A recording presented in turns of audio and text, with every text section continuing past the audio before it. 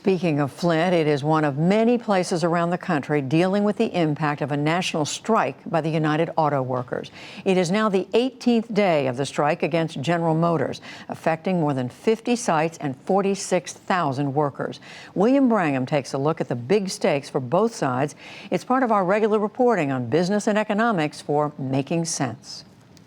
Judy, the two sides were still talking today, and there have been reports of progress in recent days. But as the strike continues, there are a number of key issues still to be resolved. Among them, wage increases, how much workers have to pay toward their health care costs, converting temporary workers who are paid at a lower rate into permanent workers, and a push to move more GM production back to the U.S.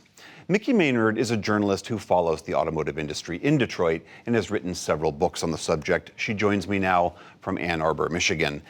Mickey, thank you very much for being here. I laid out some of the details of the conflict between the union and the automakers. What is the essential conflict there?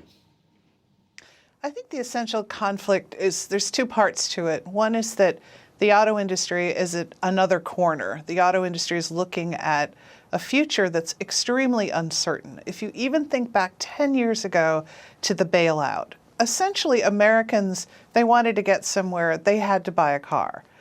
If you lived in a big city, you might have access to transit. But other than that, car ownership was what you were looking at. And fast forward 10 years, we have all kinds of choices. Even in a place like Ann Arbor, where I live, I can choose from Zipcar, from Lyft and Uber. I could get a scooter if I wanted one. We have rental bikes. We have a terrific public transportation system. And oh yes, I can own a car. And 10 years ago, we didn't have that. So that's the future facing the industry. And then what the UAW is looking at is they would like a guarantee from General Motors that the job levels right now will at least stay at this level.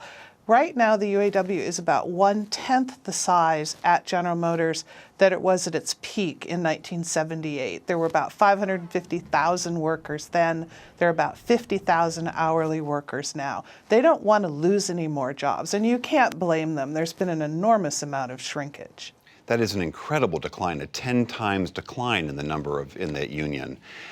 With regards to this strike, it has been going on a long time. Why do you think this has been such a protracted fight? A couple of things. I think that emotions and tempers got very high towards the end of the period before the strike deadline. And, sometimes you just get angry and walk out of the room. But the other issue that's facing GM is that they have an excess amount of cars. Right about this time of the year, car dealers need about 65 days, so 2 months supply worth of cars. General Motors went into the strike with about 90 days worth of cars, so 50% more than they needed. And from what I saw this week, I looked at some sales figures. They've only lost about 8 days worth of cars or 9 days worth of cars. So they could let the strike go another couple of weeks without dealers really feeling the pinch. And this is a time of real uncertainty in the manufacturing sector. Not just autos, but a lot of companies are facing excess inventories. And a decision must have been made that let's wind down some of these inventories and, maybe then we'll talk. You touched on this before about how the auto buying population, the people who might be going into dealerships and dropping money for cars, has certainly changed. You wrote a very interesting piece in the Washington Post that touched on some of the other ways that the industry, the car buying world is shifting. Can you explain a little bit more about how the world is changing under our feet that way? Well, thanks for mentioning my Washington Post story. I think that the focus on labor and the focus on General Motors is simply different than it was over the past couple of decades. One of the major issues that has come up time and again are SUVs and pickups.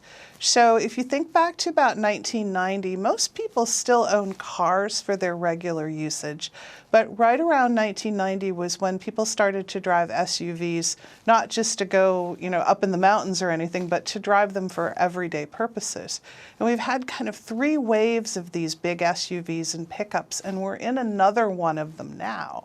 So while the General Motors, Ford, Chrysler have talked about the future as electric cars, possibly self-driving cars, much more efficient cars.